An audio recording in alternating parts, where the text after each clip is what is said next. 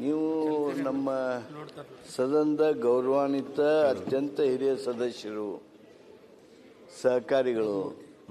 ನೀವು ಎತ್ತಿಲ್ಲ ಅನ್ನೋದನ್ನ ಹೇಳಿದ್ರಿ, ಸಮಸ್ಯೆ ಅದು. ಯಂತ್ರೋಪಕರಣಗಳು ಆಲ್ಟರ್ನೇಟಿವ್, ಅದಕ್ಕೇನು ಮಾಡಬೇಕು ಅಂತ ಸರ್ಕಾರಕ್ಕೆ ಉಪದೇಶ ಮಾಡ್ತಾ ಇದ್ದೀರಿ. ಆದರೆ ರೈತರಿಗೆ, ಸಮಾಜಕ್ಕೆ, ಸರ್ಕಾರಕ್ಕೆ ಎತ್ತು ಹಿಂಗೆ ನಶಿಸಿ ಹೋಗಿಬಿಡ್ಬೋದಾ ಅಥವಾ ಏನಾದರೂ ಮಾರ್ಗದರ್ಶನ ಇದೆಯೋ? ಇಂಥ ಅವಕಾಶದಲ್ಲಿ ಅಂಥ ಮಾರ್ಗದರ್ಶನ ನಾವು ನಿಮ್ಮಿಂದ ಅಪೇಕ್ಷೆ ಮಾಡ್ತಾ ಇದ್ದೇವೆ. ನಮ್ಮೂರಾಗ ಮಾನ್ಯ ಸಚಿವರ ಅಪೇಕ್ಷೆ ಸರಿಯಾಗಿದೆ. ನಿಮ್ಮ ಭಾಗದಲ್ಲಿ ನೀರಾವರಿ ಇದೆ, ಜಮೀನು ವಿಸ್ತೀರ್ಣ ಇದೆ, ಎತ್ತುಗಳು ಸಾಕ್ತಕ್ಕಂಥ ಅವಕಾಶ ಇದೆ. ನೀವೇ ನೋಡಿದ್ರಿ ಚುಂಚನಕಟ್ಟೆ ಜಾತ್ರೆ ದೇಶದಲ್ಲೇ ಪ್ರಸಿದ್ಧ ಅಂತ. ಗೋಶಾಲೆಗಳನ್ನೇನು ಬಂದ್ ಮಾಡತ್ತೀರ, ಅವ್ನು ಚಾಲು ಮಾಡ್ರಿ. ಬೆಲ್ಲದವರು ಬೇಗ ಮುಗಿಸ್ಲಿ. ಮಾನ್ಯ ಬೆಲ್ಲದವ್ರಿಗೆ ಒಂದು 50 ಎಕರೆ ಅಲ್ಲೇ ಹಿಡಿದು ನೀವು ಒಕ್ಕಲ್ತನ ಮಾಡಕತ್ರಿ. ಬರೀ ನಮಗೆ ಟ್ರ್ಯಾಕ್ಟರ್ ಮಾರ್ತೀರಲ್ಲ ನೀವು, ಅದರಿಂದ ನಾವು ಎತ್ತು ಮಾರ್ತೀವಿ, ನಿಮ್ಮ ಟ್ರ್ಯಾಕ್ಟರ್ ತೊಗೊತೀವಿ, ಹಿಂಗಾಗೈತಿ. ದಯಮಾಡಿ ಈ ಗೋಶಾಲೆಗೆ ಎತ್ತಿಗೆ ಏನೂ ಸಂಬಂಧ ಇಲ್ಲ. ಗೋಶಾಲೆಯೊಳಗೆ ಹೋಗಿ ಯಾರು ಎತ್ತು ಬಿಡಂಗಿಲ್ಲ.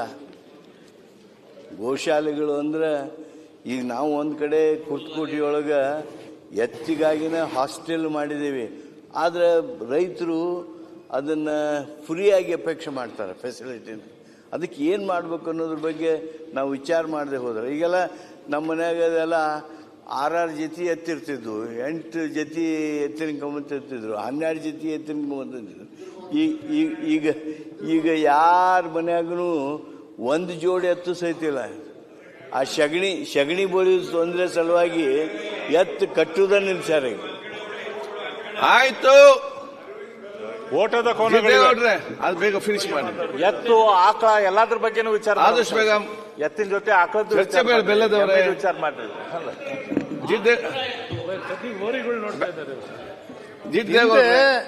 ಹಿಂದೆ ಎತ್ತುಗಳಿಂದಾನೇ ನೀರ್ ಎತ್ತಕ್ಕಂತ ಕೆಲಸನೂ ಕೂಡ ಎತ್ತುಗಳಿಂದಾನೇ ನಾವು ಮಾಡ್ತಾ ಇದ್ದು. ಅದೇನಿಲ್ಲ ಈಗ. ಈಗ ಬೇಕಾಗಿರೋ ರೈತರಿಗೆ ಯಂತ್ರೋಪಕರಣಗಳನ್ನ ಕೊಟ್ಟು ಚೆನ್ನಾಗಿ ನಡೀತಾ ಇದ್ವಿ. ಆದರೆ ನಿಂತೋಗಿದಾವೆ ಅವೆಲ್ಲವೂ ಕೂಡ. ಅದರಿಂದ ಕೃಷಿ ಇಲಾಖೆ ಅದ್ರ ಬಗ್ಗೆ ಹೆಚ್ಚು ರೈತರಿಗೆ ಆ ಸಂಪರ್ಕ ಕೇಂದ್ರಗಳಲ್ಲಿ ಸಿಗುವಂತ ವ್ಯವಸ್ಥೆಯನ್ನು ಕೂಡ ಮಾಡಿಕೊಡ್ಬೇಕು ಅಂತಕ್ಕಂಥದ್ದನ್ನು ಕೂಡ ಈ ಸಂದರ್ಭದಲ್ಲಿ ಹೇಳ್ತೇನೆ ಅಧ್ಯಕ್ಷರೇ.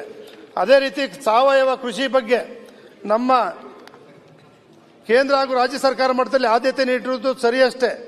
ಆದರೆ ಬಹಳ ಹಣ ಖರ್ಚಾದರೂ ಸಹ ನಿರೀಕ್ಷಿತ ಮಟ್ಟದಲ್ಲಿ ಪ್ರಗತಿ ಕಾಣುತ್ತಿಲ್ಲ. ಸಾವಯವ ಕೃಷಿಗೆ ದನದ ಗೊಬ್ಬರ ಬಹಳ ಮುಖ್ಯ. ಆದ್ದರಿಂದ ಗ್ರಾಮೀಣ ಪ್ರದೇಶದಲ್ಲಿ ಹಸುಗಳ ಸಾಕಾಣಿಕೆಗೆ ರೈತರಿಗೆ ಪ್ರೋತ್ಸಾಹ ನೀಡಿ ಅವರು ಉತ್ಪಾದಿಸಿದ ಸಾವಯವ ಉತ್ಪನ್ನಗಳಿಗೆ ಸರಿಯಾದ ಮಾರುಕಟ್ಟೆ ವ್ಯವಸ್ಥೆಯನ್ನು ಕೂಡ ಆಗಬೇಕು. ಜೊತೆಗೆ ಅದ್ರ ಜೊತೆಯಲ್ಲೇ ಸಾವಯವ ಕೃಷಿಯ ಧಾನ್ಯಗಳ ಹೆಸರನ್ನು ಕೂಡ ದುರುಪಯೋಗ ಪಡಿಸ್ಕೊಳ್ತಕ್ಕಂಥದ್ದು ಕೂಡ ನಡೀತಾ ಇದೆ ಅಧ್ಯಕ್ಷರೇ. ಅದರಿಂದ ಕೃಷಿ ಯುವಕರಿಗೆ ತರಬೇತಿ ನೀಡಿ ಸಾವಯವ ಕೃಷಿ ಮಾಡಿ ಉತ್ಪನ್ನಗಳಿಗೆ ಮೌಲ್ಯವರ್ಧನೆ, ವ್ಯಾಲ್ಯೂ ಅಡಿಷನ್ ಮಾಡಿ ಮಾರುಕಟ್ಟೆ ಮಾಡಲು ಕೂಡ ಆದ್ಯತೆ ನೀಡಬೇಕು ಅಂತೇಳಿ ನಾನು ಮನವಿ ಮಾಡ್ತೇನೆ ಅಧ್ಯಕ್ಷರೇ. ಅದೇ ರೀತಿ ಕೃಷಿಯಲ್ಲಿ ಕೃಷಿ ಅರಣ್ಯ ಬಹಳ ಮುಖ್ಯವಾದ ಪಾತ್ರ ವಹಿಸುತ್ತದೆ. ರೈತನಿಗೆ ಬೇಕಾದ ಯಾವುದೇ ಮರಗಳನ್ನು ಬೆಳೆಸಲು ಹಾಗೂ ಮಾರಾಟ ಮಾಡಲು ಮುಕ್ತವಾಗಿರಬೇಕು. ಉದಾಹರಣೆಗೆ ತೇಗ ಬೆಳೆದರೆ ರೈತ ಮುಕ್ತವಾಗಿ ಮಾರಾಟ ಮಾಡಲು ಅವಕಾಶ ಇಲ್ಲ. ಅರಣ್ಯ ಇಲಾಖೆ ಅನುಮತಿ ಪಡೆಯಬೇಕು. ಇಂಥ ನಿಬಂಧನೆಗಳನ್ನು ಕೈಬಿಟ್ಟು ರೈತರಿಗೆ ಮುಕ್ತ ಅವಕಾಶ ಮಾಡಿಕೊಡಬೇಕು. ಇದಕ್ಕಾಗಿ ಬೇರೆ ಬೇರೆ ಮಂಡಳಿಗಳು ಇರುವಂತೆ ಟ್ರೀ ಬೋರ್ಡ್ ತೆರೆದು ರೈತರಿಗೆ ಮರಗಳನ್ನು ಬೆಳೆಸಲು ಪ್ರೋತ್ಸಾಹಿಸಬೇಕು.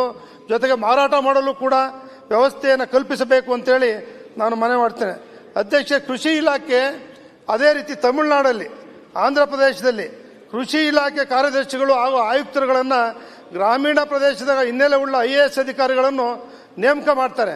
ಏಕೆಂದರೆ ರೈತರ ಅನುಭವ ಅವ್ರಿಗಿರುತ್ತೆ. ಆದರೆ ನಮ್ಮ ರಾಜ್ಯದಲ್ಲಿ ಕನ್ನಡ ಭಾಷೆಯನ್ನೇ ಬರದೇ ಇರ್ತಕ್ಕಂಥವ್ರು, ಕೃಷಿ ಬಗ್ಗೆ ಗೊತ್ತಿಲ್ಲದೆ ಇರ್ತಕ್ಕಂಥವ್ರು ಇತ್ತೀಚೆಗೆ ನೇಮಕ ಆಗ್ತಾ ಇದ್ದಾರೆ. ಅದು ಆಗಬಾರ್ದು ಅಧ್ಯಕ್ಷರೇ. ಅದ್ರ ಜೊತೆಗೆ ಕೃಷಿ ವಿಶ್ವವಿದ್ಯಾಲಯ, ಇಡೀ ರಾಜ್ಯಕ್ಕೆ ಒಂದೇ ಒಂದು ಕೃಷಿ ವಿಶ್ವವಿದ್ಯಾಲಯ ಇತ್ತು. ಕೃಷಿ, ತೋಟಗಾರಿಕೆ, ಪಶುವೈದ್ಯಕೀಯ, ಪಶುಪಾಲನೆ, ಮೀನುಗಾರಿಕೆ ಸಂಬಂಧಿಸಿದ ಸಂಶೋಧನೆ, ಶಿಕ್ಷಣ ಮತ್ತು ವಿಸ್ತರಣೆ, ರಿಸರ್ಚ್, ಎಜುಕೇಷನ್ ಅಂಡ್ ಎಕ್ಸ್ಟೆನ್ಷನ್ ಮಾಡಲಾಗುತ್ತಿತ್ತು. ಆದರೆ ಈಗ ನನಗೆ ತಿಳಿದಂತೆ ರಾಜ್ಯದಲ್ಲಿ ಕೃಷಿ ವಿಜ್ಞಾನಕ್ಕೆ ಸಂಬಂಧಿಸಿದಂತೆ 7 ವಿಶ್ವವಿದ್ಯಾಲಯಗಳು ಇದ್ದಾವೆ.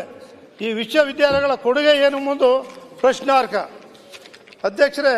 ರೈತರು ಬಹುತೇಕ ತಳಿಗಳ ತಂತ್ರಜ್ಞಾನ ಸಂರಕ್ಷಣೆ ಖಾಸಗಿ ಕಂಪನಿಗಳ ಬಿಡುಗಡೆಯಾದ ಸಂಶೋಧನೆಯಾಗಿದೆ.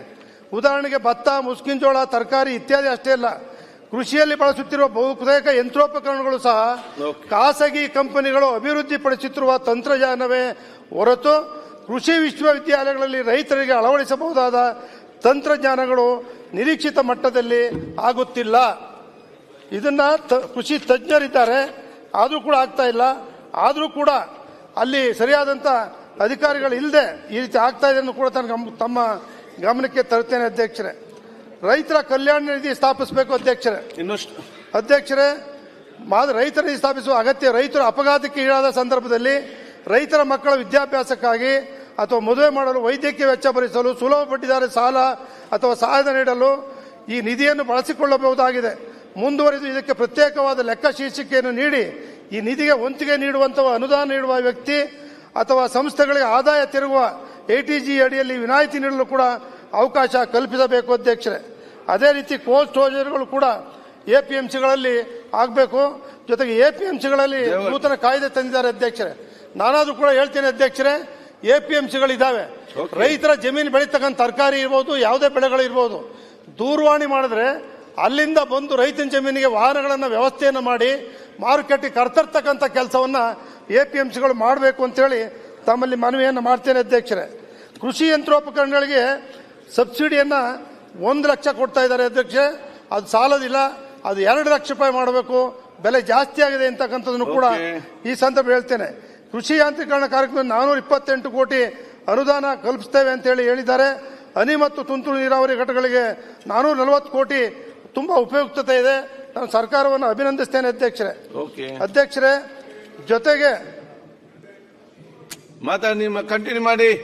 ಮಂಡ್ಯ ದೇವೇಗೌಡ್ರೆ ಅದನ್ನೇ ಹೇಳಿದ್ ನಾನೀಗ. ಮಂಡ್ಯ ಏನು ಕೃಷಿ ವಿಶ್ವವಿದ್ಯಾಲಯಗಳು ಎಲ್ಲೇ ಮಾಡಲಿ ಇರ್ತಕ್ಕಂಥದ್ದನ್ನೇ ಪುನಶ್ಚೇತನಗೊಳಿಸಬೇಕು, ಗಟ್ಟಿ ಮಾಡಬೇಕು ಅಂತಕ್ಕಂಥದ್ದು. ಬೇಗ ಫಿನಿಶ್ ಮಾಡಿ. ರಾಯರೆಡ್ಡಿ ಮತ್ತೆ ಮಾತಾಡ್ದಲ್ಲ ನೀವು?